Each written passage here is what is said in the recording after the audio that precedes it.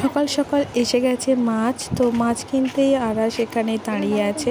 তো মাছওয়ালা এখানে অনেক আজকে মাছ নিয়ে এসেছিলো, আর আমি আমাদের জায়গার ওপরে গেছিলাম, গিয়ে দেখলাম অনেকগুলো মাটি ফেলেছে আমাদের এখানে। আমাদের যে ঘরটা হচ্ছে সেই ঘরের পাশের মাটি ছিল, সেই মাটিগুলো আমাদের এই জায়গার ওপর ফেলেছে। একটার ওপর একটা ফেলে এমনটা উঁচু করে দিয়েছে, এখানে আর যাওয়াই যাচ্ছে না। দেখো এখানে সব কটা গাছ কেমন যেন হয়ে গেছে। এখানে অনেকগুলো পেঁপে গাছ লাগানো ছিল, সবগুলো কেমন নুয়ে গেছে। তো যাই হোক, এরমভাবে চলতে চলতে আমরা কতটা মাটি ফেলেছে দেখো। এই মাটিগুলো সরিয়ে ওই বাগানের মধ্যে ঢুকতে কতক্ষণ সময় লাগবে বলো তো, কতটা বিরক্তিকর ব্যাপার। তো যাই হোক, এরকমভাবে চলতে চলতে কতটা দূর যাওয়া যায় তো দেখাই যাক। তো এখানে মাছ নেওয়া প্রায় কমপ্লিটের পথে।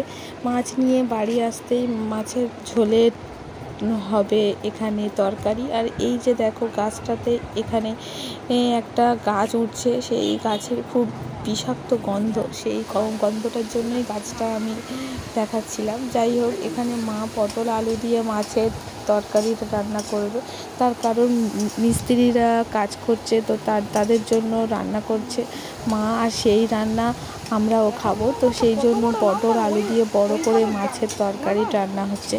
তো রান্না এখানে হতে থাকুক, আর ওপারে আমি মাছ ধুয়ে নিচ্ছিলাম। মাছ ধোয়ার মাছগুলো যখন ধুয়ে নিচ্ছিলাম, মাছটা সত্যি টাটকাই ছিল। মাছ ধুয়ে নিয়ে মাকে এসে দিলাম, মা রান্না করবে। আমাকে বললো যে তুই অন্য কাজ করে দে, তাই জন্য আমি আর রান্না করিনি। যাই হোক, এখানে মা নুন হলুদ দিয়ে মাছগুলোকে মাখিয়ে নিয়ে ভালো করে ভেজে নিয়ে, তো এখানে নুন লঙ্কা ঝাল হলুদ দিয়ে সব কিছু দিয়ে ভালোভাবে মাছের একটা ঝাল করবে। এই গরমে মাছের ঝালের তরকারি খেতে সত্যি খুব ভালোই লাগে। আর এই সমস্ত সবজি দিয়ে তো মাছের তরকারি হলে আর কিছু বলার নেই।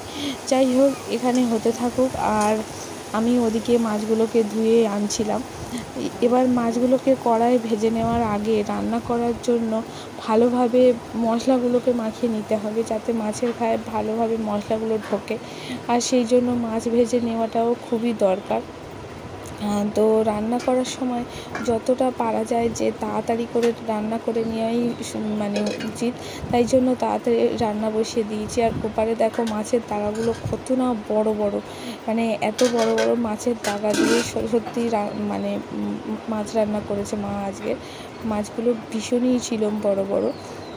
তো এখানে মাছগুলো এতটাই বড় বড় ছিল, মাছের পিসগুলো যে দাগাগুলো একটার সাথে একটা গায়ে লেগে যাচ্ছিলো, ছাড়াতে গেলে দাগাগুলো ভেঙে যাবে, তাই জন্য আলতো করে রেখে দেওয়া হলো। ওপারে আমি মাটির চুলোয় রান্না করার জন্য তোড়জোড় শুরু করে দিয়েছি। তো মাটির চুলো রান্না করার জন্য যেটা দরকার সেই হাঁড়িগুলো হয় আমাদের আলাদা, সেই জন্য সেখানে হাঁড়ি বয়ে নিয়ে যাওয়া হয়েছে। তারপরে এসেছি মাটির চুলোয় রান্না করতে। মাটির চুলোয় রান্না করার জন্য এখানে যেহেতু আমাদের মিস্ত্রি হচ্ছে, বাড়িতে কাজ হচ্ছে, তো সেই জন্য এই মাটির চুলোতে ভাত তরকারি ডাল রান্না করলে অনেকটা গ্যাস আর কি সেভ হয়, তাই জন্য মাটির চুলোতে আসা। আর যেহেতু আমাদের অনেক কাঠও থাকে, সেই জন্য আমাদের মাটির চুলোতে আসে। এই দেখো অনেক কাঠ পাতা আছে, মাটির চুলোতে রান্না করতে ভালোও লাগে। হয়তো অনেকে বলবে যে শহরের মেয়ে মাটির চুলে রান্না করছে। হ্যাঁ, আমি সবই পারি, মোটামুটি সব কাজই করতে পারি।